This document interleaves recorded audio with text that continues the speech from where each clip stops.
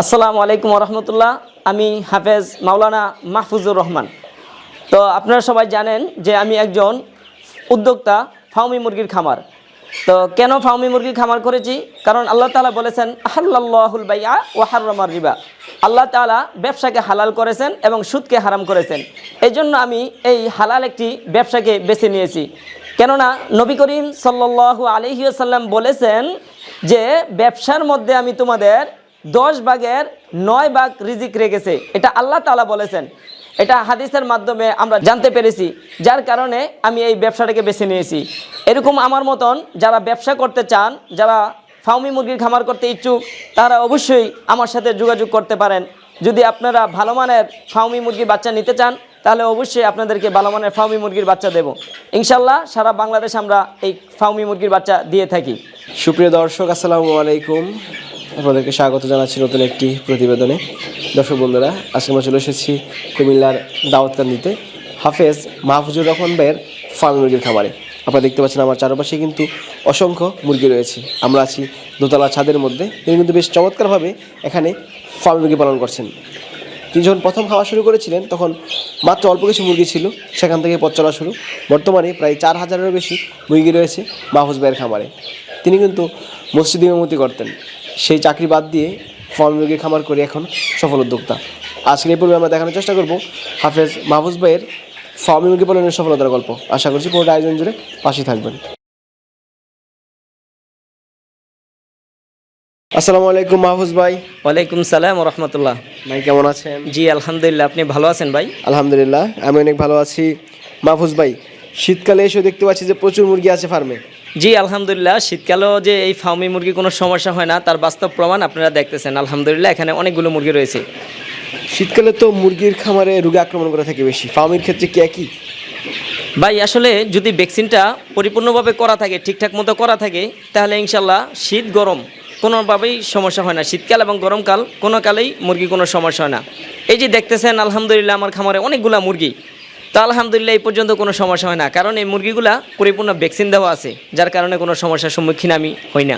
কী কী vaccine করা আছে? আলহামদুলিল্লাহ এগুলা বয়স হচ্ছে এখন 1.5 মাস প্লাস, 2 মাসের কাছাকাছি। তো এগুলা ভ্যাকসিন করা আছে প্রায় 7টা ভ্যাকসিন। প্রথমে করেছি মারেক্স, তারপর রানীক্ষেত, তারপর গাম্বুরু প্রথম ডোজ, তারপরে গাম্বুরু দ্বিতীয় ডোজ, পরবর্তীতে রানীক্ষেত দ্বিতীয় ডোজ, পরবর্তীতে করেছি ফাউল ফক্স এবং তৃতীয়ত কৃমির ডোজটা দেওয়া হয়েছে। মোট 7টা ভ্যাকসিন এ পর্যন্ত করা হয়েছে। ভ্যাকসিন দিলে কি মুরগির রোগ হয় না, নাকি রোগ প্রতিরোধ ক্ষমতাটা বাড়ে? না, মূলত ভ্যাকসিন দিলে মুরগিটা সুস্থ থাকার সম্ভাবনাটা একেবারে বেশি থাকে। আর শীতে অনেক সময় দেখা গেছে গাম্বুরু কিংবা রানীক্ষেত রোগটা আক্রমণ করতে পারে। সেক্ষেত্রে আপনি সতর্ক থাকবেন, বিভিন্ন ভাইরাস থেকে মুক্ত রাখবেন এবং কি গ্যাসমুক্ত খামারটা রাখবেন। তাহলে আশা করা যায় ইনশাল্লাহ আল্লাহ তাআলা আপনাকে মুরগিটা অবশ্যই সুস্থ রাখবেন। গ্যাসমুক্ত রাখার উপায় কি? গ্যাসমুক্ত রাখার উপায় হচ্ছে আপনি যে শেডটা করবেন, এই শেডটা যেন আলো বাতাস আসতে পারে।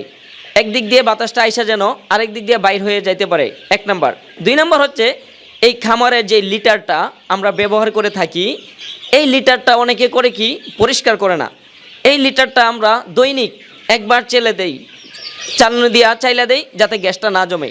এবং সপ্তাহখানিক পর পর এই লিটারের যেই কাঠের গুঁড়াটা আমরা বুসিটা বিছাই, এই বুসিটা আমরা তুলে ফেলি, তুলে রৌদ্র দেই, রৌদ্র দিয়ে নতুন করে বিছাই, লিটার দেই। এবং কি পরবর্তীতে যদি লিটারটা দেখি ভালো থাকে, ওইটা চাইলে রাইখা দেয়, পরবর্তীতে আবার ব্যবহার করি। অর্থাৎ লিটার পরিষ্কার পরিচ্ছন্ন রাখা এবং কি খামারে যেন আলো বাতাস আসতে পারে ওই দিকে লক্ষ্য রাখা, যাতে গ্যাসটা না জমে। আচ্ছা, ঠান্ডা হলে করণীয় কি? যদি ঠান্ডা হয় তাহলে সর্বপ্রথম খেয়াল করতে হবে, শীতকালে কিন্তু 2 ধরনের ঠান্ডা হয়। এক ধরনের ঠান্ডা হচ্ছে গ্যাসের থেকে, আরেক ধরনের ঠান্ডা হচ্ছে প্রাকৃতিকভাবে যে ঠান্ডাটা লাগে। আপনার যদি প্রাকৃতিকভাবে যে ঠান্ডা শীতের কারণে বা আবহাওয়ার কারণে হয়ে থাকে, তাহলে সেক্ষেত্রে ডক্সিব্যাট, মাইক্রোনিট এই জাতীয় ওষুধ খাওয়ালে ঠিক হয়ে যায়। কিন্তু গ্যাসের থেকে যে ঠান্ডাটা লাগে, সেটার ক্ষেত্রে অবশ্যই আপনি আপনার যেই খামারের লিটার, সেই লিটার ব্যবস্থা সবসময় পরিষ্কার পরিচ্ছন্ন রাখতে হবে। তাহলে ইনশাল্লাহ আশা করি মুরগি পরিপূর্ণ সুস্থ থাকবে।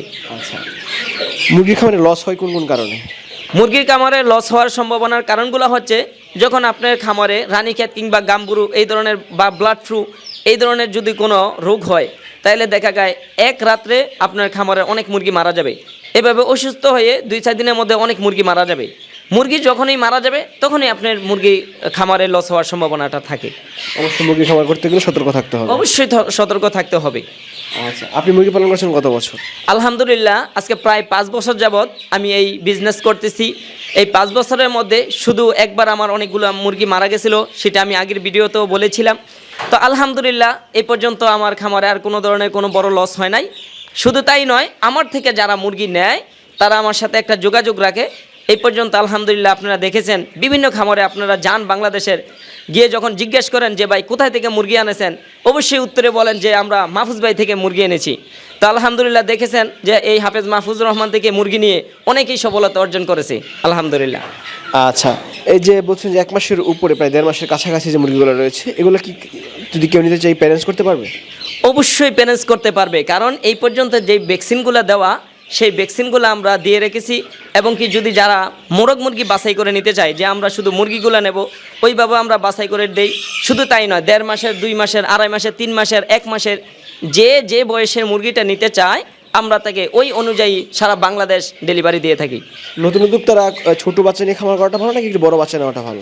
যারা নতুন খামারি তাদের জন্য আমি মনে করি শীতকালে সর্বনিম্ন 1.5 মাস 2 মাসের বাচ্চাটা দেওয়া শুরু করবে, এবং কি গরমের সিজনে সর্বনিম্ন 1 মাস বয়সে বাচ্চাটা দেওয়া শুরু করলে তাদের জন্য ভালো হয়। একটু বড় বাচ্চা অবশ্যই একটু বড় বাচ্চাটা দিয়ে করলে ভালো হয়।